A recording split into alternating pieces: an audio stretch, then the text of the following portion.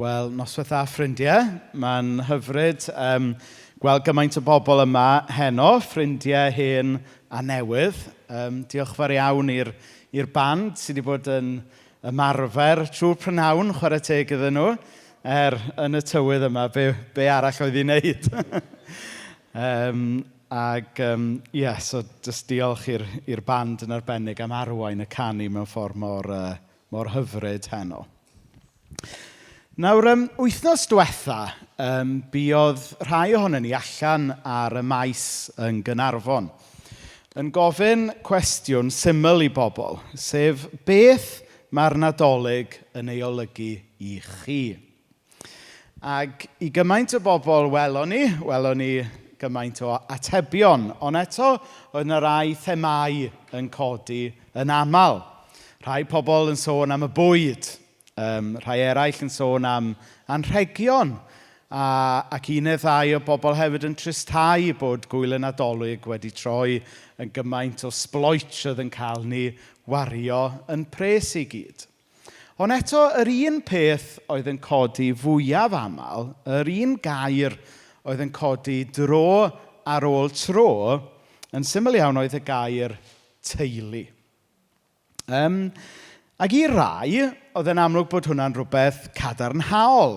Oedden nhw'n disgwyl ymlaen i gael amser efo'r teulu, amser i arafu falle, i fuddsoddi amser yn aelodau'r teulu. Oedden nhw falle ddim yn cael cyfle i'w gweld gweddill y flwyddyn. Ond i eraill, mi oedd na saib drom cyn dweud teulu. Rhai hyd yn oed y deigryn yn ei llygaid wrth sôn am y teulu.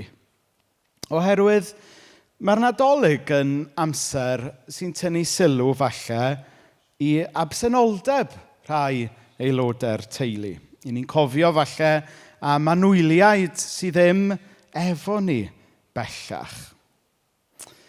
Rhai pobl hefyd wrth gwrs yn delio gyda perthnasau cymhleth.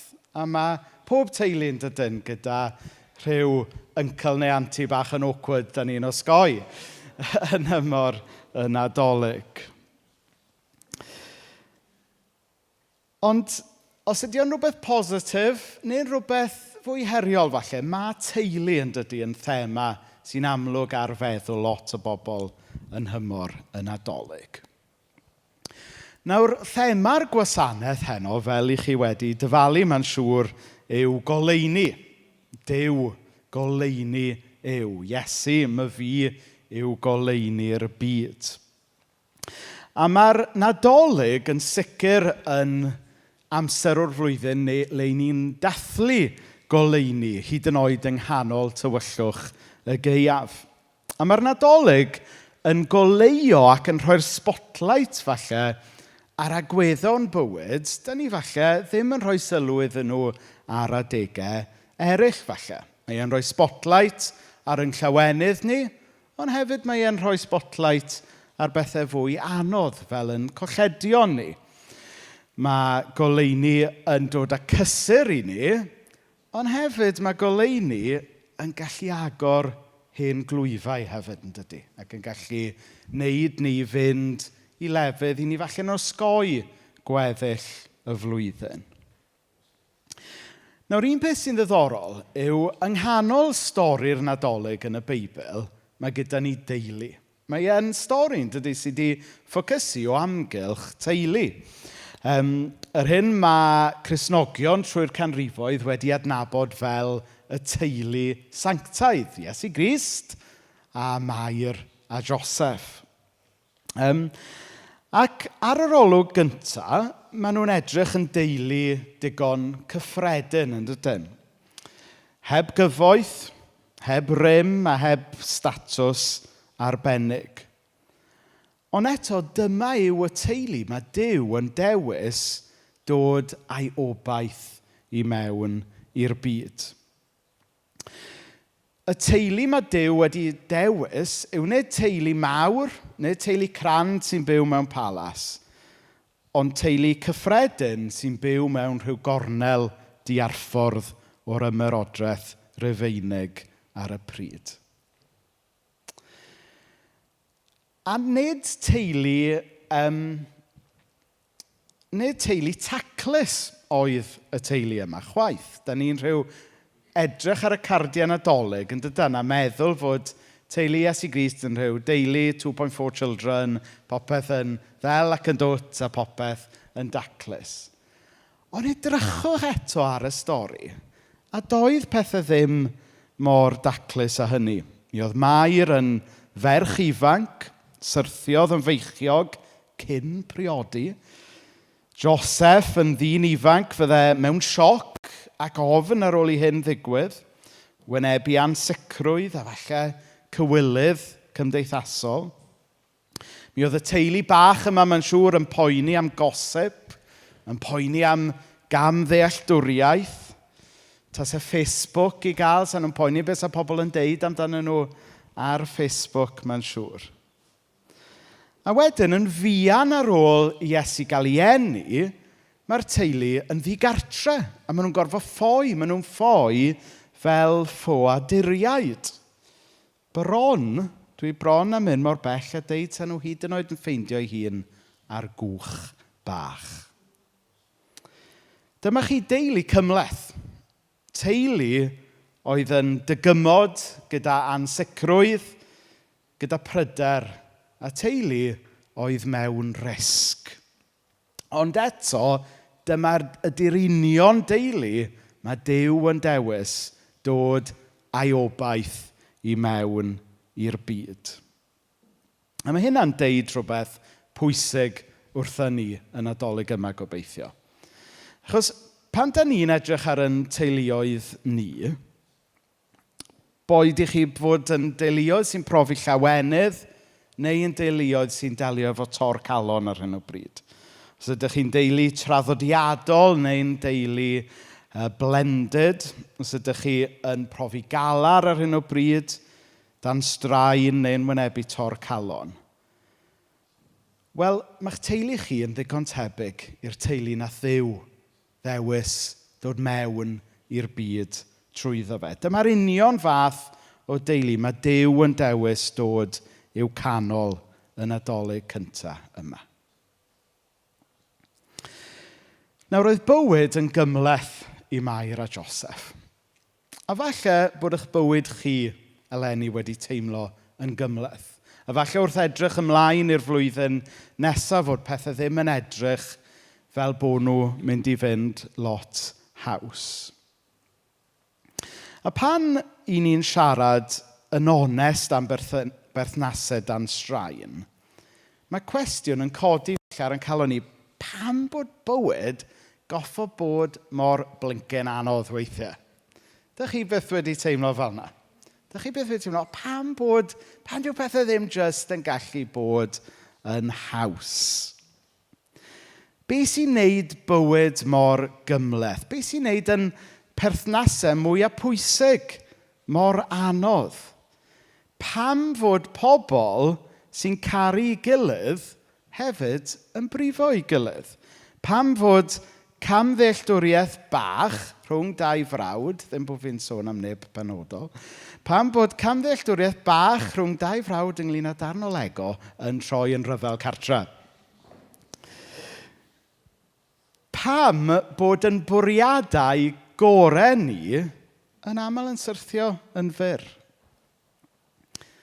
Be sy'n esbonio pam fod yna rhywbeth ddim cweit yn iawn yn y byd yma a bod hwnna'n effeithio pob un ohono ni? Wel, mae gan y Beibl air bach o'n pwerus yn disgrifio pam bod bywyd yn teimlo fel gymaint o straen weithiau. A'r gair mae'r Beibl yn defnyddio ydy'r gair yma o'r enw pechod. A mae'n bwysig i ni sylweddoli fod pechod, dyw e ddim ynglyn â rhyw gyfrinach drwg, da ni yn llwyddo i guddio oddi wrth pawb arall. Dyw e ddim chwaith yn label da ni yn ei roi ar bobl da ni'n meddwl sydd ddim yn byw bywyd mor dda â ni. Ond yn hytrach, pechod yw iaith y Beibl i wneud sens o'r tor perthynas, o'r brokenness yma, da ni gyd falle wedi delio fo fe ar ryw bwynt yn y flwyddyn diwetha. Dyma sy'n esbonio yn aml pan bod ofn yn ein rheoli ni. Dyma sy'n esbonio pan bod ni'n bobl balch ag ystyfnig yn llawer rhy aml. Dyma sy'n rhwystro ni rhag clywed yn gilydd. Dyma sy'n esbonio pan bod ni'n cymryd rhywbeth mor hyfryd a cariad ac yn aml yn ei gamdrin. A dyma sy'n dal ni yn ôl rhag bod y person da ni isio bod. Nid rhywbeth allan yna ydy pechod, ond yn hytrach mae e'n rhywbeth sydd yno ni i gyd tasen ni yn onest. Ond, ydych chi wedi dod am newyddion da heno, dydych?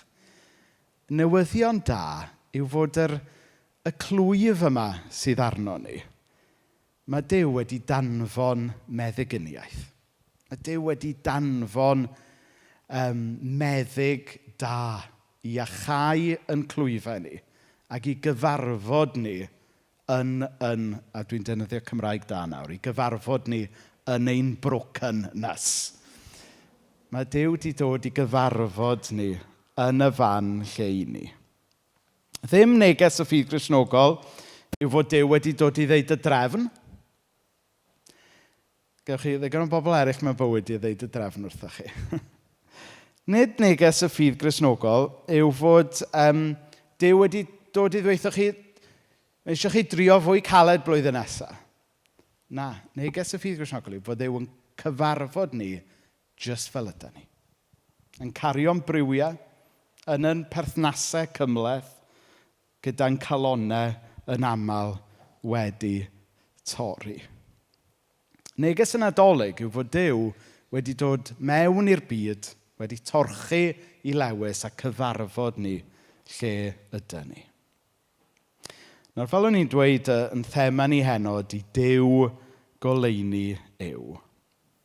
A ddim jyst rhywbeth pert yw goleuni, bod y goleuadau fan heno yn ddel iawn yn dydyn. Ond mae goleuni yn dangos pethau i ni. Mae goleuni yn dangos pethau fel maen nhw mewn gwirionedd. Mae goleuni yn arwain, mae'n cynhesu, a mae'n cynnig gobaith dydy'r tywyllwch methu i drechu. Nawr, fel mae'n digwydd, mae heddiw, yr 14 o Ragfyr, yn wyl Iddewig bwysig. Mae'n wyl Hanukkah yn cychwyn heddiw, sef gwyl y goleuni yn y traddodiad Iddewig. A dwi'n siŵr bod ni gyd yn meddwl am y gymuned Iddewig heno, dyna ar ôl yr ymysodiadau yn Awstralia. Ond wrth gwrs, beth ydy'r Nadolig ydy cyflawniad o'r addewid. Dyna pam nes i ofyn i Ceinwen a Bethan fynd â ni trwy'r Beibl i gyd mewn ffordd yn y darlleniadau, o Genesis i'r proffwydi, i'r Testament Newydd wedyn. Achos wnaethon ni weld fod Iesu wedi bod yna o'r dechrau, oedd y proffwydi Iddewig yn deud fod y Meseia'n dod, yr Efengil yn dweud bod e wedi dod, a wedyn y llythyrau yn y Beibl yn deud, a nawr, ydych chi'n ei gredu fo, ac ydych chi'n mynd i fyw yn y goleuni yna. Fe ddaeth Duw mewn i'r byd trwy deulu cymhleth. A mae'r un Duw yn dymuno dod mewn i'n teuluoedd ni. Mae'r un Duw yn gwahodd chi i roed eich hun iddo fe. Dyma yw'r newyddion da ni'n credu yma yn Caersalem. Ydych chi, ydw i, yn agored i dderbyn mwy o leini Iesu yn fy mywyd? Ydyn ni yn agored i adael i'r goleuni ddangos yr rhannau yna o'n bywyd sydd angen i achau? Mae Duw mynd i'n cyfarfod ni yn llawenydd, ond hefyd yn galar, yn diolchgarwch, ond hefyd yn hiraeth.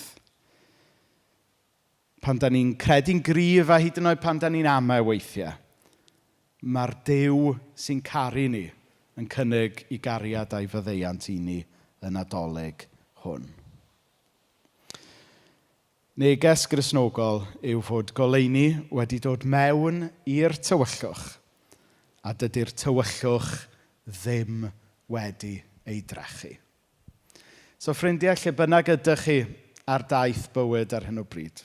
Lle bynnag ydych chi yn eich taith efo Duw ar hyn o bryd? Dwi eisiau chi wybod fod y Duw yna yn gallu'ch cyfarfod lle ydych chi. Does dim rhaid i chi gael eich bywyd mewn trefn. Does dim rhaid i chi fod yn deulu taclus. Achos fe ddaeth Duw mewn i ganol teulu cymhleth 2000 o flynyddoedd yn ôl. A mae o eisiau neidio reit mewn i ganol eich bywyd chi yn Nadolig hwn.